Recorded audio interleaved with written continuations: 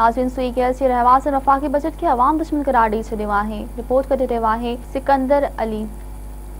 जेकी वफ़ाक़ी गवर्नमेंट तरफ़ां जेकी बजट पेश कई वई आहे उन वारे सां सुई गैस जे रहवासन सां ॻाल्हि ॿोल कंदासीं त उन बारे में हू छा था चवनि पिया। सर जेको वफ़ाक़ी गवर्नमेंट बजट पेश कई आहे, इन वफ़ाक़ी गवर्नमेंट बि बजट में न को मुलाज़िम खे को पघार में सैकड़ो ॾिनो वियो आहे, न को छा आवाम सां उहो ई ज़ुल्म हलियो आहे। लॉकडाउन में चयो आवाम खे रिलीफ थो मिले, कहिड़ो आवाम खे रिलीफ मिलियो आहे? आवाम उहो ई तड़पंदो रहे थो।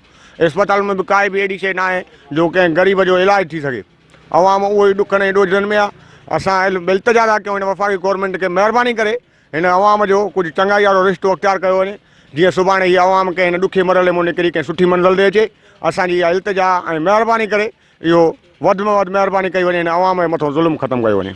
साईं, हीअ जेका वफ़ाक़ी बजट पेश थी आहे तक़रीबन मुलाज़िम अमलो आम सदाईं जीअं चवनि था त साईं पघार वधणु घुरिजे आहे, पर हाणे मज़दूर तबिको आहे उन्हनि जो कॾहिं कंहिं सोचियो आहे? ॾियारीदार हक़ीक़त में उनखे रिलीफ ॾियणु घुरिजे आहे जेको न मिलियो आहे, मिलणु घुरिजे आहे। बाक़ी जेको तक़रीबन पुलिस थी वई या रेंजर्स आर्मी थी वई, मिलिट्री अमलो थी वियो, उन्हनि जी वधणु घुरिजे आहे। छोजे उहो दूर दराज़ काफ़ी अरसे ताईं घर कोन था अचनि, बचनि में कोन था अचनि।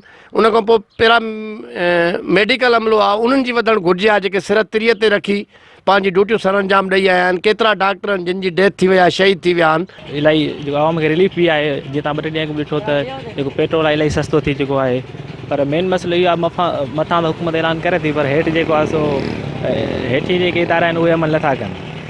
बाक़ी जेको तव्हां चओ था त जेके मुलाज़िमनि जूं पघारूं जेकॾहिं न वधाईंदनि त तव्हां ॾिसो था त मुलाज़िमनि खे हींअर 3-4 महीना उहे घर वेठा आहिनि पिया।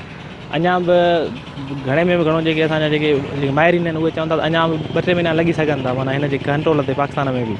त हिननि खे जेको आहे सो अञा ई सम्झो हिकिड़े साल में हू 6-8 महीना घर वेठा हुजनि, पोइ उन्हनि खे अञा छाजो रिलीफ मिले।